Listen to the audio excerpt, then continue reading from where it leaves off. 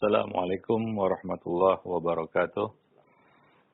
Innal hamdalillah nahmaduhu wa nasta'inuhu wa nastaghfiruh wa na'udzu billahi min shururi anfusina wa sayyiati a'malina may yahdihillah fala mudhillalah wa may yudlil fala hadiyalah. Asyhadu an la ilaha illallah wahdahu la syarikalah wa asyhadu anna Muhammadan abduhu wa rasuluh. Ya ayyuhalladzina amanu ittaqullaha haqqa tuqatih ولا تموتن إلا وأنتم مسلمون أما بعد فإن أحسن الكلام كلام الله وخير الهدى هدى رسول الله صلى الله عليه وسلم وشر الأمور محدثاتها وكل محدثة بدعة وكل بدعة ضلالة وكل ضلالة في النار. Para pemirsa dan para pendengar Radio Roja dan Roja TV, kaum muslimin dan muslimat yang dimuliakan Allah. Alhamdulillah pada kesempatan pagi ini kita dapat bertemu kembali. Salawat dan salam atas Nabi kita Muhammad sallallahu alaihi wasallam, atas keluarga beliau, sahabat-sahabat beliau, dan siapa saja yang mengikuti sunnah beliau sampai hari kemudian. Para pemirsa dan para pendengar dan kaum muslimin dan muslimat yang dimuliakan Allah, kita akan melanjutkan pembahasan yang ada dalam buku Mencetak Generasi Rabbani. Kita masuk pada poin ketiga dalam bab penanaman anak dan penguatan pilar-pilar keislaman.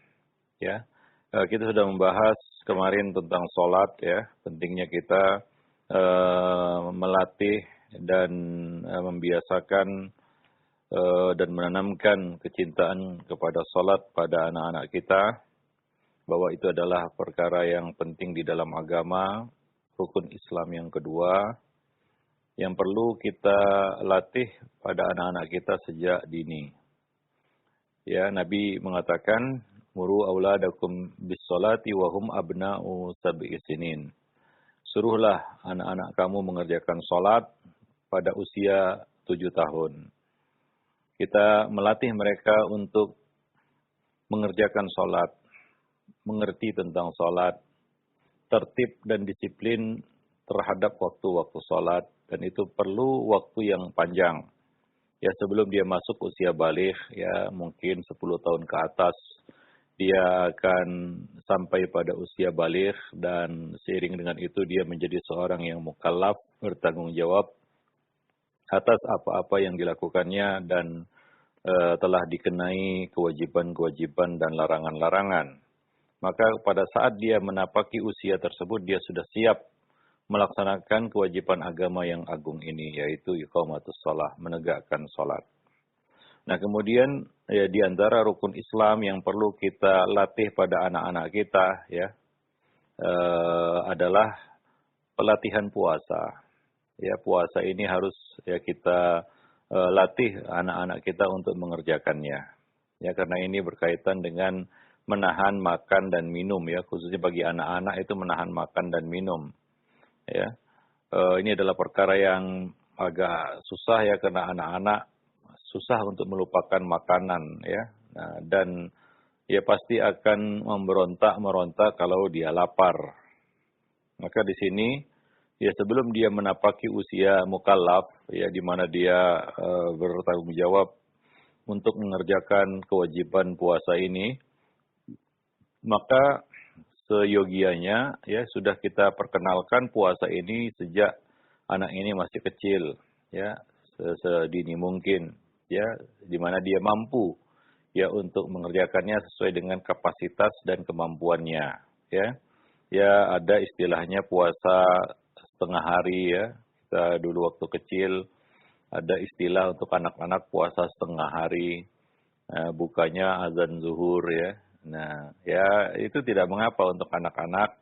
Ya, kalaulah dia hanya mampu berpuasa setengah hari, ya biarkan dia berpuasa setengah hari. Jangan dicela, jangan diejek, bahkan dihukum, ya, karena puasanya cuma setengah hari. Ya, beri terus targhib, ya, di sini kita harus mendahulukan targhib, ya, yaitu dorongan, motivasi. Ya, baik itu dengan suntikan semangat kepadanya ataupun hadiah, ya, supaya dia tergerak untuk mengerjakannya. Nah, nanti akan kita bawakan riwayat-riwayat dari para sahabat di mana mereka memberikan hadiah ya ataupun pemberian mainan kepada anak-anak ya sejenis pemberian kepada mereka supaya mereka mau berpuasa ya dan lupa kepada makanan. Jadi puasa itu adalah ibadah rohani sekaligus jasmani. Ya bukan hanya ibadah rohani tapi menuntut juga kesiapan jasmani. Oleh karena itu orang yang sakit sedang safar ya boleh tidak berpuasa, itu untuk orang dewasa ya. Kalau dia sedang sakit safar maka gugur atasnya kewajiban puasa itu, dia boleh berbuka ya. Nah, jadi menuntut kesiapan jasmani. Dan tentunya yang namanya jasmani badan kita itu berlaku hukum Allah bisa karena biasa. Kalau kita biasakan tubuh kita pada suatu pola tertentu, nah maka dia akan terbiasa ya. Nah, kalau kita disiplin mengatur makan misalnya 3 kali sehari, kita nggak akan lebih. Ada orang yang makannya 5 kali sehari. Ya, karena badannya terbiasa, terpola untuk itu. Ya, dia biasakan tubuhnya, jasmaninya, makannya 5 kali sehari semalam. Ya, normalnya kan ya 3 kali lah ya. Ya, sarapan pagi, makan siang, makan malam. Ada yang biasa 2 kali, nggak terbiasa dia 3 kali agak berat badannya kalau makan 3 kali sehari. Ya dia biasa makan 2 kali sehari. Ya ada orang yang makannya 1 kali sehari aja cukup. Ya nggak berat ataupun nggak tersiksa dia, tapi bagi orang lain tersiksa. Jadi ini kebiasaan jasmani ya yang harus dibiasakan. Demikian pula puasa ini ya. Puasa itu sangat berat menyiksa bagi orang yang tidak membiasakannya. Ya, tidak membiasakan puasa ini, maka begitu berat baginya berpuasa ya, seperti mau meninggal rasanya dia berpuasa itu. Saking beratnya ya. Nah, ada orang yang sampai tepar ya, nggak bisa bangun dari tempat tidurnya ya, tergeletak macam orang pingsan. Nah, ini karena dia nggak biasa berpuasa. Tapi orang yang biasa berpuasa ya tidak ada beda. Ya terkadang antara waktu berpuasa dengan waktu tidak berpuasa biasa saja, dia melakukan aktivitas sebagaimana biasa, ya tidak ya menguranginya ataupun meninggalkannya dengan alasan berpuasa. Nah, itu artinya dia sudah terbiasa puasa. Puasa tidak lagi jadi beban bagi dirinya secara jasmani ya. Nah, demikian. Ada orang yang ya sebaliknya ketika berpuasa itu dijadikan alasan untuk satu bermalas-malasan, kedua ya baring-baringan seharian ya, sehingga saum berubah menjadi naum ya, ya puasa berubah menjadi tidur ya, baru bangun dari tidurnya menjelang azan maghrib ya, karena memang dirinya jasmaninya begitu tersiksa dengan ibadah puasa itu. Maka dari itu anak-anak harus kita latih ini ya untuk berpuasa, dan di sini tentunya ya kita mendahulukan targhib ya, dorongan-dorongan positif ya melalui hadiah, apresiasi dan sejenisnya ya. Nah, demikian. Jadi melalui puasa anak akan belajar ya untuk menahan dahaga ya, bahwa di sana ada orang yang nggak seberuntung dirinya, bisa makan tiap hari, ada orang yang nggak bisa makan tiap hari. Anak juga akan belajar bersikap ikhlas, tulus kepada Allah. Ya karena puasa itu adalah untuk Allah dan hanya Allah yang akan membalasnya. Karena orang yang puasa itu kita nggak tahu dia puasa atau nggak puasa. Boleh jadi dia makan diam-diam ya, hanya Allah yang tahu. Ya, nah demikian. Boleh jadi dia minum, ya nggak ada orang yang tahu, hanya Allah yang tahu. Nah demikian. Jadi anak diajar untuk bersikap ikhlas dan tulus kepada Allah Subhanahu wa taala. Dia merasa selalu dia diawasi oleh Allah Subhanahu wa taala dalam kesendiriannya. Dan dia juga akan terlatih menahan hasrat pada makanan meskipun lapar. Dan ini untuk melatih mengekang hawa nafsu. Ya, latihannya mengekang nafsu terhadap makanan dulu ya. Kalau kita melatih diri untuk menahan nafsu, hawa nafsu, ya, dorongan nafsu, maka latihannya ya pada hal-hal yang konkret dulu ya, melatih diri untuk menahan dari makan. Ya, walaupun kita terdorong untuk makan karena lapar. Nah, itu latihan untuk meredam hawa nafsu ya. Nah, demikian. dan juga dari minuman sekalipun haus, ya. Nah, demikian. Jadi puasa telah menguatkan daya kontrol anak-anak terhadap keinginan-keinginan duniawi. Dan ini juga merupakan latihan kesabaran dan ketabahan, ya, latihan sabar. Maka as-shaum itu ya maknanya imsak, ya, menahan. Ya, dan ini juga makna yang terdapat pada sabar. Ya, sabar itu juga menahan diri, ya, sama dengan puasa menahan diri dari makan dan minum. Nah, demikian. Jadi banyak latihan-latihan yang bisa kita petik dari ibadah puasa, khususnya bagi anak-anak kita. Yang terutama Allah mengatakan di dalam Al-Quran bahwa puasa itu adalah untuk mencetak diri kita menjadi hamba yang bertakwa. La'allakum tattaqun. Dan itu yang kita harapkan ya, terpatri pada anak-anak kita dengan ibadah puasa yang dikerjakannya, yaitu ketakwaan kepada Allah Subhanahu wa taala. Oleh karena itu puasa ini dikenal di agama-agama sebelum Islam, agama-agama samawi juga mengenal ibadah puasa ini, ya, walaupun bentuknya syariatnya berbeda. Ya, kutiba alaikumusiyam kama kutiba alal ladina min qablikum la'allakum tattaqun. Telah diwajibkan atas kamu berpuasa sebagaimana diwajibkan atas umat-umat sebelum kamu. Semoga kamu menjadi orang yang bertakwa. Itu ibadah puasa, ya. Dan dalam Islam ada 1 bulan penuh, yaitu bulan Ramadan, di mana kita berkewajiban mengerjakan ibadah puasa. Dan ibadah puasa ini juga selain manfaat-manfaat ukhrawi, ada juga manfaat-manfaat duniawi, ya, bagus untuk kesehatan, ya.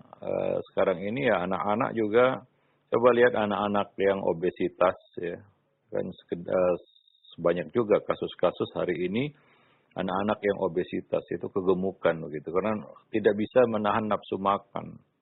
Ya, anak-anak kalau dituruti maunya ya mau makan terus dia, ya. Nah, demikian. Jadi dengan melatih puasa ini ya mudah-mudahan dia merasakan nikmat puasa itu dulu, ya. Ya, nikmat berpuasa. Karena dalam Islam itu puasa itu ada sahur, ada berbuka, ya. Nah, ada sahur, makan sahur, ada berbuka, ya.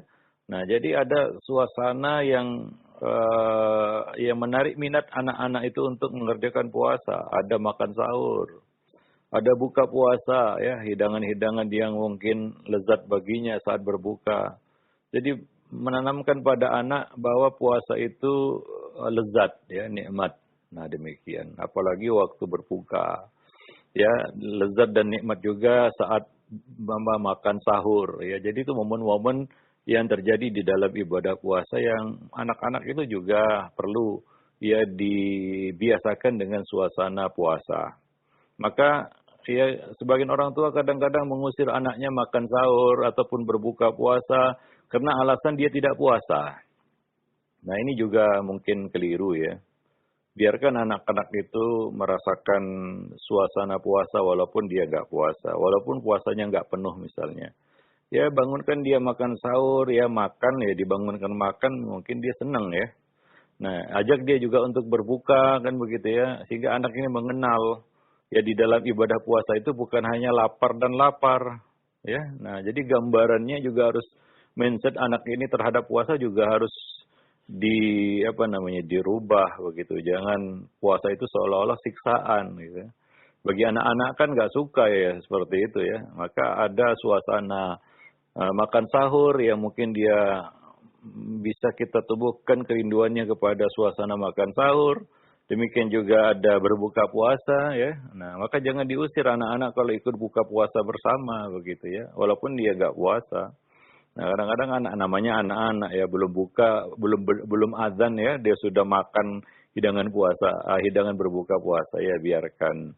Ya, nah, ya, namanya menanamkan sesuatu itu perlu kesabaran, ya, perlu pelan-pelan, ya, sehingga dia merasakan, ya, atmosfer puasa itu begitu indah, sehingga dia ke depannya, ya, dia ingin puasa, ya, dan ajak dia puasa pelan-pelan, ya, hingga mungkin awalnya seperti yang banyak, ya, dilakukan orang, yaitu puasa setengah hari, Ya, lama-lama puasa sehari penuh, ya. Nah, demikian hingga puasa terus-menerus tiap hari di bulan Ramadan, ya. Dan kalau bisa juga anak-anak ini juga ikut puasa-puasa sunnah, ya. Misalnya Senin Kamis, atau 3 hari setiap bulan, ya, yang ringan-ringan. Ya, mudah-mudahan, ya, dia terbiasa, terlatih untuk mengerjakan ibadah puasa ini.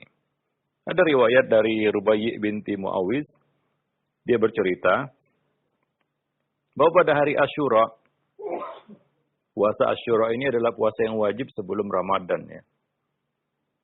Sebelum Allah menurunkan kewajiban berpuasa di bulan Ramadan, puasa Asyura ini adalah puasa wajib yang dilakukan oleh kaum muslimin. Rasulullah mengutus seseorang untuk menyampaikan pesan ke seluruh perkampungan kaum Ansar, bahwa siapa yang tidak berpuasa, hendaklah dia menghabiskan sisa harinya dengan berpuasa. Siapa yang berpuasa sejak pagi, maka hendaklah dia melanjutkan puasanya sampai selesai. Ya, diumumkan itu pada hari Asyura, 10 Muharram. Ya. Maka kami berpuasa dan mengajak anak-anak kami agar ikut mengerjakannya. Kami mengajak anak-anak ke masjid dan memberi mereka mainan yang terbuat dari kain wol, supaya mereka terhibur. Jika salah seorang dari mereka menangis karena lapar, kami memberinya mainan hingga tiba waktu berbuka puasa. Jadi anak-anak ini dibawa ke masjid oleh orang tua mereka. Ya, supaya ada perubahan suasana. Kalau di rumah kan maunya makan, ya. Lihat makanan mau makan gitu. Kalau dibawa ke masjid, ada kegiatan di masjid, mungkin mereka lupa makan. Dan kadang-kadang lapar, mereka terikat makan, minta makan. Maka apa yang dilakukan oleh orang tua mereka pada saat itu, dia oleh para ibu, ya, Rubayyi binti Muawiz menceritakan kepada kita, bahwa mereka memberi anak-anak mereka itu mainan yang terbuat dari kain wol. Anak-anak ya kalau dikasih mainan kan ya lupa dia. Ya, lupa makan dia. Ya, main sampai sore. Hingga tiba waktu berbuka. Ya, tanpa mereka sadari, mereka dilatih untuk menahan lapar. Sampai waktu berbuka. Nah, ini satu cara pendekatan yang dilakukan oleh para sahabiyah dulu, ya. Untuk anak-anak mereka. Jadi dikasih hadiah berupa mainan. Ya, kalau sekarang mungkin ada beberapa hal yang bisa mengalihkan perhatian anak terhadap makanan. Sehingga mereka tidak teringat makanan dan terus melanjutkan hari mereka dengan berpuasa sampai waktu sore. Melatih mereka untuk bisa menahan lapar. Karena inti puasa kan menahan lapar, ya. Nah, ini perlu latihan-latihan, nggak bisa. Tahun depan dia sudah balik, atau tahun ini dia balik, baru itu kita ajarkan dia berpuasa. Ya, dia nggak akan terbiasa untuk menahan lapar.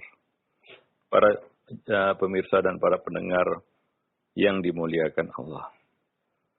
Jadi hadis ini juga menjelaskan kepada kita bahwa anak-anak juga jangan dilarang pergi ke masjid, ya. Hanya saja orang tua berkewajiban untuk menenteramkan mereka, ya, mengawasi mereka sehingga tidak mengganggu kegiatan di masjid. Sebagian masjid ada yang melarang anak-anak masuk masjid. Nah, ini juga tidak tepat. Kalau anak-anak ini tidak kenal dengan masjid, lalu dia mengenal apa? Kalau dia tidak betah di masjid, lalu dia betah di mana? Ya, maka jangan salahkan kalau mereka lebih senang nongkrong di kedai kopi misalnya, atau di kafe-kafe. Karena masjid dari kecil bukanlah tempat mereka. Nah, jadi sekarang ini mungkin masjid-masjid perlu mengaktifkan kembali remaja-remaja masjid, ya. Ya, dulu sempat ada itu, tapi sekarang kayaknya tempatnya sudah digeser. Ya, jadi orang tua juga jangan selfish dan egois ya. Mengkapling masjid hanya untuk tempat orang-orang tua. Nggak diberi ruang, nggak diberi peluang, ya, space untuk anak-anak muda berkegiatan di masjid. Kasih anak-anak muda ini, bahkan anak-anak kecil untuk berkegiatan di masjid. Ya, jangan outdoor terus, kan begitu ya. Dia harus kenal masjid. Ya, karena ketika orang-orang tua ini pergi, itu masjid siapa yang ngisi? Ya, kalau anak-anak ini merasa masjid bukan tempat mereka, ketika orang-orang tua ini pergi, itu masjid siapa yang ngisi? Ya, maka ya generasi-generasi muda sekarang ini harus diperkenalkan juga dengan masjid. Maka dari itu pihak BKM, ya, kenaziran masjid, ya, itu harus memberikan ruang kepada anak-anak muda untuk berkegiatan di masjid. Kadang-kadang mereka nggak dikasih kesempatan. Mereka mau buat acara, tapi acara mereka disingkirkan karena ada acara orang tua. Ya, nah demikian. Dia kasih ruang untuk mereka. Bahkan untuk anak-anak, bocah-bocah begitu ya. Ya, kasih mereka ruang untuk berkegiatan di masjid. Wallahu a'lam bishawab. Sehingga memang untuk itulah ya masjid didirikan ya, untuk berkumpulnya pembinaan kaum muslimin, ya, berkumpulnya kaum muslimin, ya, dan segala kegiatan-kegiatan ukhrawi yang bisa dilakukan di masjid. Para pemirsa dan para pendengar yang dimuliakan Allah. Jadi mereka membawa anak-anak mereka ke masjid, khususnya di bulan Ramadan mungkin ya. Karena kegiatan di masjid di bulan Ramadan itu akan mudah kita melewati masa puasa itu di masjid ya. Dan bagi anak-anak juga, kalau di rumah yang keingetnya makanan gitu ya, makan. Lihat meja makan, mau makan kan. Lihat lemari, pikirannya mau makan. Lihat kulkas, ya ingatannya kemana? Makanan. Ya, di rumah banyak godaan karena banyak tempat penyimpanan makanan itu. Di mana-mana tempat penyimpanan makanan, lemari makan, meja makan, kulkas ya. Nah, apa nggak teringat makan terus ini anak. Tapi kalau dibawa ke masjid kan nggak ada itu semua barang-barang itu. Staf seperti itu kan nggak ada. Yang dia lihat ya sajadah kan begitu ya. Ya rak Quran kan begitu ya. Nah, demikian. Jadi dia tidak teringat makanan. Dan kegiatan-kegiatan di masjid juga akan menyita perhatiannya sehingga dia bisa melewati hari itu dengan berpuasa. Para pemirsa dan para pendengar yang dimuliakan Allah. Baik. Nah, Al-Hafiz Ibnu Hajar Al-Asqalani di dalam Fathul Bari menjelaskan riwayat ini menjadi dalil kata beliau, ya, disyariatkannya melatih anak untuk berpuasa. Sebab masa usia yang disebutkan di sini belumlah sampai pada usia mukallaf, yaitu usia dibebani kewajiban syariat. Tetapi amal itu dilakukan sebagai bentuk latihan kata beliau. Hadis tadi diriwayatkan oleh Bukhari dan Muslim ya. Jadi Al-Hafiz Ibnu Hajar dalam Fathul Bari menjelaskan bahwa ini adalah dalil ya untuk melatih anak berpuasa walaupun mereka belum mukallaf. Ya, tapi itu dilakukan sebagai bentuk latihan, pembiasaan. Ya, seperti kata pepatah, Allah bisa karena biasa, apalagi yang berkaitan dengan jasmani seperti pengantar yang kita sebutkan tadi. Jasmani ini juga harus dilatih. Ya, dengan latihan kita akan terbiasa untuk melakukan gerakan-gerakan tertentu. Kalau enggak, misalnya orang yang enggak biasa bersepeda ya, enggak biasa ngayuh sepeda, lalu dikasih sepeda gowes begitu ya, itu bisa naik betis istilahnya ya, pegel-pegel badannya semua mungkin, ya dia jerah naik sepeda begitu ya. Nah, perlu latihan sekali, 2 kali, 3 kali hingga akhirnya dia terbiasa. Ya, awalnya mungkin 2 kilo, naik 5 kilo, ya, kemudian 10 kilometer, bahkan mungkin 50 kilometer sudah biasa. Karena ada latihan tadi. Ini kan anak-anak kalau dilatih setengah hari, ya kemudian berikutnya sehari penuh, ya mungkin awalnya selang-seling, ya hari ini puasa, besok enggak. Ya, nah lama-lama dia tiap hari bisa berpuasa di bulan Ramadan, yaitu perlu latihan-latihan. Ya, yang terpenting di sini adalah bagaimana menanamkan suatu pemahaman pada anak, ya satu pengertian pada anak, pada mindsetnya bahwa puasa itu menyenangkan. Sehingga sampai pada tahapan di mana anak itu merasa butuh, perlu untuk berpuasa. Bukan hanya sekedar melaksanakan kewajiban saja. Nah dengan demikian dia bukan hanya berpuasa di bulan Ramadan saja ya. Tapi juga dia juga akan mencari puasa itu pada puasa-puasa sunnah. Nah demikian. Wallahu a'lam bishawab.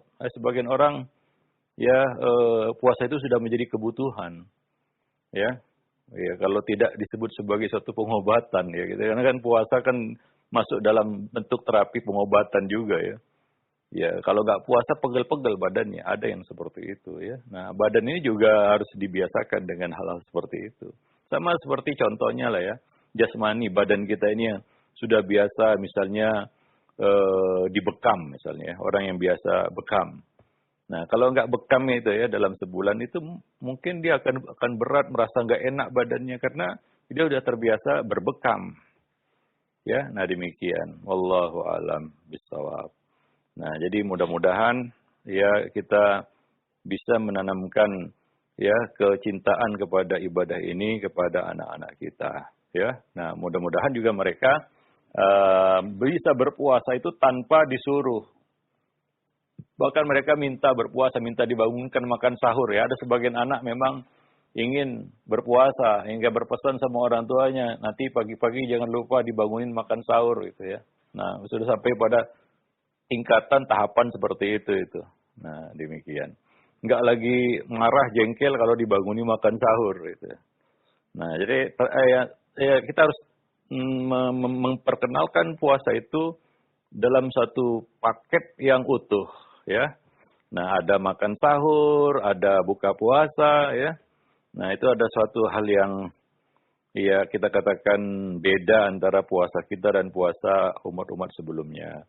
Ya, nah apa kata Nabi ya faslu baina siyamina wa siyami ahlil kitab aklatus sahar. Pemisah, pembeda antara puasa kita dan puasa ahli kitab adalah makan sahur. Nah demikian. Wallahu a'lam bishawab. Jadi makan sahur juga jangan apa adanya juga ya, terutama para ibu ya di rumah. Ada misi kita menyiapkan makan sahur yang megah begitu ya, ataupun yang menarik gitu ya. Ya salah satunya adalah untuk menarik minat anak-anak kita untuk makan sahur. Ya, kadang-kadang makan sahur cuma Indomie rebus. Ya gimana anak-anak tertarik gitu ya, atau makan kurma saja dan air putih. Ya memang Nabi makan sahurnya seperti itu. Tapi untuk demi pendidikan anak, ya, untuk anak, untuk kita mungkin kita cukup makan sahur dengan beberapa butir kurma dan air putih. Tapi di sini tujuan kita adalah bagaimana anak itu senang dengan suasana puasa, atmosfer berpuasa, yaitu ada makan sahurnya. Kita masakan yang menarik minatnya, misalnya dia suka ayam goreng kan gitu ya, kita bangunkan kita masakkan ayam goreng yang lezat, baunya sudah memancing selera kan begitu ya, dia bangun itu makan sahur. Makan sahur ini untuk apa? Untuk puasa, dia tahu puasa. Ya lama-lama kan dia ikut juga puasa itu ya. Demikian juga berbuka puasa, kalau berbuka puasa pasti megah itu ya. Semua jenis makanan ada itu. Nah demikian. Wallahu a'lam bishawab. Nah jadi ini adalah salah satu rukun Islam ya. Nah, tapi ingat, jangan terlalu memaksakannya. Ya, jangan terlalu memaksa. Sama seperti sholat, suruh saja dulu. Jangan dihukum-hukum. Jangan diejek-ejek, jangan dibanding-bandingkan. Ya, jangan direndahkan. Ya, jangan membebani anak di luar kemampuan dirinya. Ya kalau memang dia sudah tepar gak bisa, ya udah azan zuhur buka puasa, ya buka puasa azan zuhur. Wah ini sudah asar, dia sudah nggak tahan, ya udah biarkan dia berbuka, azan asar buka dia ya. Atau waktu kapanpun dia nggak tahan, ya biarkan dia berbuka. Jadi jangan dibebani ya di luar kemampuannya. Nah mudarat juga nanti. Nah demikian ya, nanti dia jerah berpuasa begitu. Dorong mereka agar berpuasa ya dengan ya salah satunya adalah memberikan motivasi kepada anak untuk berpuasa adalah dengan menceritakan pahala dan derajat tinggi yang akan diraih oleh seorang hamba yang berpuasa. Ya, bahwa ini adalah ibadah yang berbeda dengan ibadah-ibadah yang lain, bahwa puasa ini balasannya langsung dari Allah, as-saumu li, ya wa ana ajzi bihi, puasa itu untukku karenaku dan aku yang akan membalasnya. Ya, balasan yang hanya Allah yang tahu berapa balasan yang akan diberikan kepada orang yang puasa. Demikian juga ceritakan kepada anak bahwa orang yang suka dan rajin berpuasa akan dimasukkan ke dalam sorga dari pintu khusus yang bernama Ar-Rayyan. Jadi cerita-cerita ataupun ilmu-ilmu seperti ini yang kita sampaikan kepada anak, mudah-mudahan dia senang berpuasa dan cinta kepada ibadah ini. Di samping itu berikan pujian juga, hadiah. Ini juga kita jelaskan juga ya, memberikan anak hadiah atas prestasi ibadah yang dilakukannya bukan nanti dia terbiasa ria, enggak. Seperti para sahabat memberikan hadiah berupa mainan dari kain wol, yaitu bukan berarti mengajarkan kepada anak untuk tidak ikhlas, salah itu. Itu kan asumsi orang dewasa, jangan dipakai kepada anak-anak, enggak tepat, itu salah. Ya, nanti dia terbiasa ria, enggak ikhlas, mengharap. Itu kan asumsi orang dewasa. Anak-anak enggak ada seperti itu. Apa yang ada dalam benaknya beda. Anak-anak itu bukan miniatur orang dewasa, salah. Ya, yang penting adalah menanamkan kecintaan kepadanya untuk melakukan ibadah itu. Senang dia. Anak-anak itu kan ya penting senang dia melakukannya. Ya. Nah, kedepannya tanpa disuruh dia juga minta itu. Nah, demikian. Nah, ketika nalarnya sudah ya sempurna kan begitu ya. Dia tahulah puasa itu untuk apa, karena apa, ada suatu kewajiban agama dan lain sebagainya. Yang kalau dia tidak lakukan dia berdosa, itu nanti kalau dia sampai kepada usia baligh mukallaf, sempurna akalnya, ada tanda-tanda baligh ya seperti mimpi basah yang menunjukkan kematangan akalnya para pemirsa dan para pendengar yang dimuliakan Allah. Nah, demikian ya. Nah, itu mungkin ya mengenai masalah puasa yang perlu kita kita tanamkan kepada anak-anak kita ya semenjak dini ya, dari kecil ya, mudah-mudahan ya mereka menjadikan ibadah puasa salah satu ibadah yang mereka sukai ya, mereka senangi dan mereka cintai. Ya, dengan demikian mereka akan terbiasa puasa bukan hanya Ramadan tapi juga ibadah-ibadah puasa sunnah lainnya ya. Wallahu a'lam bishawab. Ingat, jangan menjadikan anak ini jera berpuasa ya. Jangan membuat anak menjadi jera berpuasa karena dipaksa oleh orang tuanya ya. Bahkan dihukum oleh orang tuanya ya. Nah, demikian. Jangan sampai seperti itu ya, maka dari itu ya tentunya sebelum usia mukallaf dia sudah jauh-jauh hari dilatih untuk itu. Wallahu a'lam bishawab. Nah, berikutnya nanti akan kita bahas ya tentang sedekah. Kita sebut di sini sedekah atau zakat sekalipun, karena harta anak juga kalau anak ini punya harta itu wajib dizakati ya. Itu adalah hak harta yang harus dikeluarkan. Tentunya anak-anak kan belum mengerti harta ya. Kalaupun dia punya harta ya. Walaupun dia punya harta, ya, dia nggak ngerti bagaimana mengelolanya. Ya, karena harta anak itu baru boleh diserahkan kepada anak ketika dia sampai usia rusyad, yaitu mampu mengelola hartanya sendiri sehingga tidak memudorotkan hartanya. Maka anak-anak yatim yang punya harta, boleh jadi anak yatim itu kaya, maka anak yatim tidak termasuk orang yang berhak menerima zakat. Karena tidak semua anak yatim miskin ya. Ya, anak yatim boleh menerima zakat jika statusnya miskin. Tapi kalau statusnya kaya, dia nggak berhak. Ada anak-anak yatim yang kaya. Karena apa? Karena dia dapat warisan dari orang tuanya. Maka pengelola harta anak yatim itu harus orang yang bisa memanage harta anak yatim itu dengan baik. Sehingga harta itu tidak habis dimakan zakat. Yaitu dikeluarkan zakatnya setiap tahun. Karena zakat itu hak harta, ya yang yang wajib dikeluarkan oleh si empunya. Maka disebutkan bahwa Ya, siapapun yang punya harta, baik dia anak-anak maupun orang gila sekalipun, ya itu harus dikeluarkan hak harta itu ya. Nah itu pendapat sebagian ulama dan itu pendapat yang rojih ya. Maka dari itu Nabi melarang Abu Dzar Al-Ghifari mengelola harta anak yatim karena beliau tidak cakap untuk mengelola harta. Jadi khawatir harta itu habis untuk dikeluarkan zakatnya. Ya, nah hingga ketika anak ini sudah sampai usia rusuk dia tidak punya harta. Harta itu sudah habis, maka harus perlu diputar ya harta itu sehingga tidak habis. Nah demikian. Nah ini berlaku pada pengelola harta anak yatim. Nah demikian. Nah di sini kita sebutkan pembiasaan sedekah. Sedekah, kenapa sedekah? Karena zakat itu wajib ya. Dan itu juga ada ketentuannya dan ini perlu dilatih ya. Dia sadar mengeluarkan zakat, nah akan memberi di sini ya. Bahwa tangan di atas itu lebih baik daripada tangan di bawah. Ini penekanan yang harus kita sampaikan kepada anak. Merangsang empati anak untuk berbagi. Karena inti dari sedekah itu adalah berbagi. Bagaimana dia bisa merasakan kesusahan orang lain. Ya, kesusahan orang lain. Nah, ini akan kita bahas pada pembicaraan berikutnya insyaallah, yaitu membiasakan anak bersedekah. Walaupun bukan hartanya ya, harta orang tuanya ya.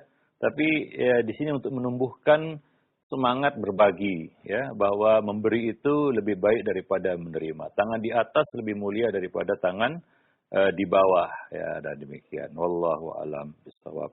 Baik, nanti akan kita bahas pada pertemuan yang akan datang insyaallah. Ya, nah demikian saja aku qauli hadza. Astaghfirullah li wa lakum wa lisairil muslimin innahu huwal ghafurur rahim. Baik, ya syukran jazakallahu khair barakallahu fik atas materi yang telah disampaikan oleh Ustaz di kesempatan pagi hari ini. Mudah-mudahan bermanfaat dan bisa kita ambil faedahnya dari penanaman atau pendidikan anak untuk terlatih bisa melakukan puasa. Dan selanjutnya kami buka sesi interaktif, sesi soal jawab bagi Anda para pemirsa atau pendengar yang ingin bertanya. Silahkan Anda bisa mengirimkan pertanyaannya. Beberapa pertanyaan kami angkat lebih dahulu di layanan pesan singkat. Ya, ada pertanyaan dari Ummu Abdillah yang berada di Tangerang. Assalamualaikum warahmatullahi wabarakatuh. Ya Ustaz, anak saya laki-laki umur 8 tahun. Alhamdulillah sholatnya tepat waktu di masjid. Bahkan semangat datang lebih awal agar bisa azan. Namun minggu lalu sejak berangkat bersama temannya pulang sholat selalu lalai bermain hingga hafalan Al-Qur'annya kacau. Suami menghukumnya dengan tidak boleh melakukan sholat di masjid sampai hafalannya bagus kembali. Mohon bagaimana, apakah benar dengan cara melakukan hal tersebut? Iya, kurang tepat ya menghukumnya untuk tidak ke masjid ya. Dan hukuman ya tentunya di sini kurang tepat juga kepada anak-anak di bawah 10 tahun ya. Ini tadi anaknya berapa tahun? 8 tahun. 8 tahun ya. Nah, demikian. Mungkin kita melakukan pendekatan yang lain kepada anak-anak yang masih kecil ini ya. Nah, karena juga dia nggak ngerti kenapa dia dihukum kan begitu ya. Yang jelas dia merasa dihalangi dari apa yang merasa dia nyaman melakukannya, ya. Tapi itu salah kan begitu ya. Nah, jadi perlu kita di sini pengalihan ya. Nah, demikian ya. Jadi harus bijak ya kita sebagai orang tua tarik ulurnya kepada anak-anak ini ya. Nah, karena ini memang paling berat itu yang mendidik anak di usia-usia dasar seperti ini ya, usia-usia kecil seperti ini, masa kecil itu pembentukan karakter itu kan di situ kan begitu ya, membentuk karakternya ya, kemudian akhlaknya itu pada masa-masa seperti itu. Demikian juga di sini ya dia sudah melakukan suatu kebiasaan yang baik ya, ke masjid di awal waktu, bahkan mau azan lagi kan begitu ya. Hanya karena di sini masalahnya kan mungkin pengaruh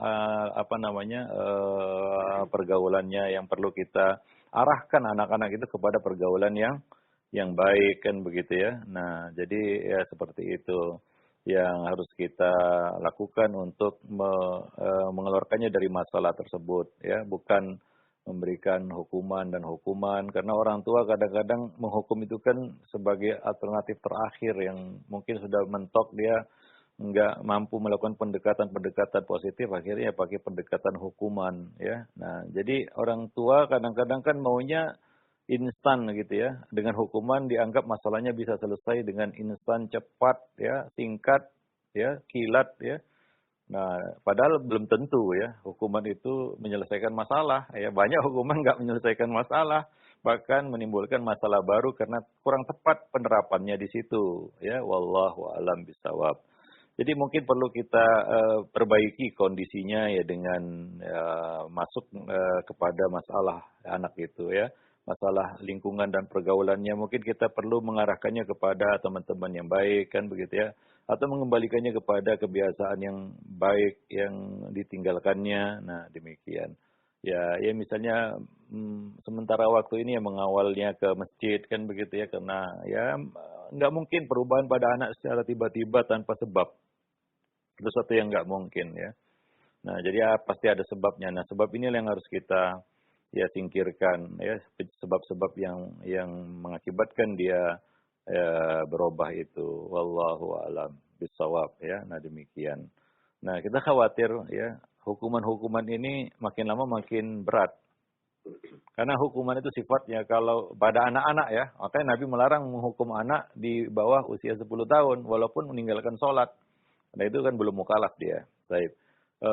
Karena biasanya hukuman itu kalau nggak mempan, maka kecenderungannya adalah hukuman akan meningkat, bertambah berat.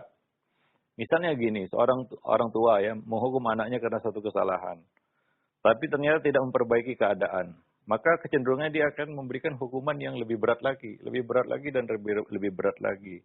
Ya, nah dan kita khawatir sampai pada titik di mana ya anak itu sudah bisa menebak hukuman yang akan diberikan kepadanya. Nah, ini satu ya bisa kita katakan senjata makan tuan itu hukuman. Nah, demikian. Jadi kita berusaha untuk memperbaiki kalau bisa ya pada anak-anak masalah mereka diperbaiki tanpa hukuman. Ya, wallahu a'lam bishawab. Mungkin pendekatan yang lebih ya humanis kepada anak-anak ya. Dalam tanda kutip mereka sebagai anak-anak. Wallahu a'lam bishawab. Anak tersebut datang lebih awal supaya bisa azan. Nah, apalagi ini di masjid ya. Iya. Juga harus diperhatikan Ustaz ya. Dan di situ ada pengurus yang Oh iya. Iya, tentunya di sebagian masjid ya misalnya musola-musola kecil ya. kecil ya. Ya, mungkin nggak ada muazin yang ya. Kalau ada masjid yang ada muazin yang khusus kan biasanya ya ruang azan dan mic untuk azan juga khusus. Gitu. Iya. Wallahu a'lam bishawab. Nah, baik. Iya, syukran jazakallahu khair. Demikian untuk penanya yaitu Muabilah yang berada di Tangerang, dan selanjutnya ada pertanyaan kembali dari penanya seorang ibu yang berada di Bogor. Assalamualaikum ya Ustadz, karena memiliki anak perempuan berumur 10 tahun dan alhamdulillah sangat mudah sekali diarahkan ketika bulan puasa, dan setiap bulan puasa dia selalu berpuasa hampir 30 hari. Namun kadang keadaannya itu dia lemah atau sakit, tapi dia tidak mau batal walaupun oleh saya disuruh untuk batal puasanya. Nah, mohon bagaimana bimbingannya Ustaz? Iya, yang harus jadi perhatian di sini apakah ada penyakit, anak ini ada penyakit yang itu bisa memudaratkannya. Karena secara hukum puasa bagi orang yang sakit kan tidak wajib. Ya, dia bisa berbuka. Bahkan orang dewasa yang penyakitnya itu sakit tahunan, penahun istilahnya, dia boleh tidak berpuasa dan cukup bayar fidyah. Karena puasa bukan untuk memudaratkan. Maka coba kita yang lebih mengenal anak kita, ya sakit apa itu? Apakah dia punya sakit ya bawaan yang itu ya perlu penanganan secara serius dan khusus seperti penyakit menahun pada orang tua yang mana dia sebenarnya tidak wajib berpuasa, ya maka ini harus harus dijelaskan juga kepada anak bahwa dia kondisinya sedang sakit kan begitu ya. Nah, ada sakit-sakit biasa yang bisa kita lewati dengan berpuasa tanpa harus berbuka ya. Nah, jadi kita identifikasi dulu jenis sakitnya apa. Nah, karena kalau penyakit-penyakit tertentu yang bisa memudaratkan ya kesehatan ataupun bahkan jiwa seseorang, maka puasa di situ tidak wajib lagi. Nah, demikian wallahu alam bissawab ya. Nah, jadi kita yang lebih mengenal anak-anak kita ya, terutama tentang ya penyakit-penyakit mereka. Mungkin sebagian anak punya penyakit bawaan yang perlu penanganan khusus, yang perlu terapi khusus. Nah, untuk ini, untuk anak-anak seperti ini ya mungkin kita dahulukan itu. Karena puasa bagi mereka, kalaupun mereka balik, mereka tidak wajib berpuasa. Karena sakit menahun ataupun sakit yang mereka derita. Wallahu a'lam bishawab. Nah, ini juga fikih puasa harus kita perkenalkan ya kepada anak-anak kita ya, bahwa kalau kita safar misalnya, kita boleh tidak berpuasa. Nah, demikian ya. Kadang-kadang sebagian kaum muslimin juga, jangankan anak kecil ya, orang dewasa aja kadang-kadang nggak paham. Banyak orang-orang tua yang mungkin sudah uzur ya, tidak perlu berpuasa, masih memaksakan diri berpuasa. Sehingga memperburuk kondisi kesehatannya. Ya. Nah, ini juga tidak benar. Anas bin Malik ketika usia lanjut, beliau tidak berpuasa dan cukup membayar fidyah saja. Ya, karena orang tua kondisinya sudah renta, memaksakan diri berpuasa pasti membahayakan kesehatannya. Tapi masih banyak orang-orang tua yang sudah geleteran ya, tapi masih memaksakan diri berpuasa. Padahal menurut agama mereka masuk dalam orang-orang dalam kategori orang-orang yang ya alladzina yutiqunahu fa fidyatun ta'amu miskin. Itu orang-orang yang tidak mampu ya, orang-orang yang dapat uzur untuk tidak berpuasa, yaitu syaib wa syaibah kan begitu ya. Nah, demikian. Wallahu a'lam bishawab. Nah, dan juga kondisi safar ini ya. Banyak kaum muslimin yang safar, dia boleh berbuka tapi sengaja tidak berbuka. Tapi kondisinya sudah lemah. Ya, jadi namanya safar tetap berat ya. Nah, demikian. Jadi jangan sampai puasa itu memudaratkan diri kita. Ya, itu tidak benar juga. Maka Nabi mengatakan laisa minal bir asyamu fis safar. Tidak termasuk kebaikan berpuasa pada saat safar. Yaitu dengan ketentuan bahwa safar itu memberatkannya untuk berpuasa, maka dia boleh berbuka, bahkan dianjurkan untuk tidak puasa. Nah, demikian, jangan memaksakan diri untuk berpuasa pada saat safar yang berat ya. Maka Nabi menegur, itu ada asbabul wurudnya hadis itu, yaitu ketika Nabi melihat seorang yang dibopong, dipapah ya. Nabi bertanya, kenapa pemuda itu? Maka mereka mengatakan, dia sedang puasa ya Rasulullah. Maka Nabi pada saat itu safar ya, berat safarnya. Maka Nabi mengatakan sabda Nabi itu ya, yaitu laisa minal bir as-siyamu fis safar. Tidak termasuk kebaikan berpuasa pada saat safar. Jadi kita harus tahu juga kondisi diri kita. Misalnya sakit ya, sebagian sakit itu ya bagusnya kita tidak berpuasa. Ya. Karena kita lanjutkan puasa juga jadi mudarat bagi kita. Nah, demikian. Ya. Nah, dan tentunya ya bagus berkonsultasi dengan ahlinya, yaitu dokter ya. Ya, ada sebagian sakit itu ya memang kita baiknya membatalkan puasa saja. Nah, jadi tidak perlu kita menahan diri untuk berpuasa terus, melanjutkan puasa. Nah, wallah, itu bagi orang dewasa ya, bagi anak-anak apalagi ya. Jadi dia harus tahu juga kondisi-kondisi di mana dia boleh tidak puasa. Nah, wallahu a'lam bishawab. Baik. Ya, terima kasih banyak. Syukran jazakallahu khair atas jawaban Ustaz. Demikian, dan selanjutnya kami berikan kesempatan untuk Anda yang ingin bertanya langsung. Silahkan di layanan telepon. Halo. Iya, belum terkoneksi. Kami angkat kembali Ustaz pertanyaan di layanan pesan singkat. Ada pertanyaan. Ya Ustaz, anak saya umur 5 tahun dan 3 tahun. Apakah sudah harus dibangunkan untuk melaksanakan sholat subuh juga? Iya, tadi kita sebutkan ya, lebih cepat lebih baik kemarin ya. Artinya kalau usia itu dia sudah bisa mengerjakan sholat, mengikuti sholatnya orang dewasa ya. Ya, karena sebagian sekarang ini anak-anak cepat besar ya, 3 tahun sudah besar ya, sudah mumayyiz istilahnya, udah mengerti dan bisa diajak berkomunikasi, bahkan bisa diajak ke masjid. Nah, kalau bisa lebih cepat lebih baik ya. 3 tahun, 5 tahun ya.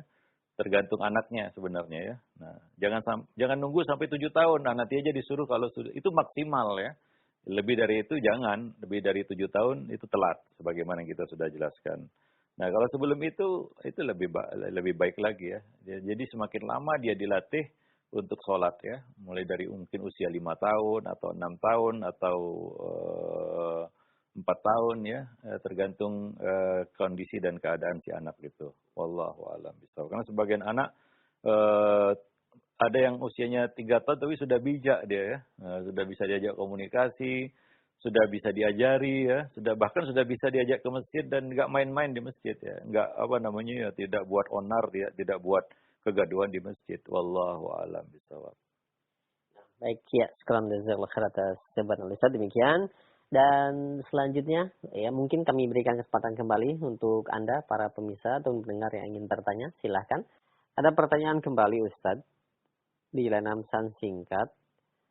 Ya Ustaz, semenjak anak di rumah, karena anak pondok pesantren, anak semakin malas untuk melakukan apapun.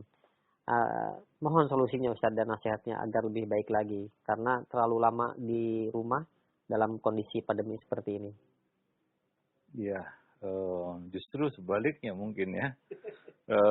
Masa pandemi ini kita banyak waktu berkumpul bersama keluarga. Ya, mungkin juga biasanya pakai pembantu ataupun khadimah. Ya, sekarang ya mungkin kita lakukan sendiri ya. Maka banyak kegiatan di rumah seharusnya di masa pandemi seperti ini. Banyak waktu yang bisa kita habiskan bersama keluarga di rumah. Ya, pekerjaan rumah yang bisa kita tangani sendiri ya, mumpung nggak ada pembantu, mungkin membantu ya kita off-kan dulu untuk sementara waktu kan begitu ya. Jadi justru sebaliknya seharusnya mendorong kita untuk banyak berkegiatan di rumah ya. Nah, demikian ya. Nah, ada penyakit namanya penyakit malas di sini ya. Nah, penyakit ini sebenarnya pandemi nggak pandemi ya, kalau sudah memang dasarnya malas ya malas kan gitu ya. Ini penyakit yang harus kita sembuhkan ya, yang harus kita ya basmi pada diri kita, yaitu penyakit malas, malas-malasan ya jenisnya lah ya. Nah, karena ya sesuatu yang diam pasti rusak.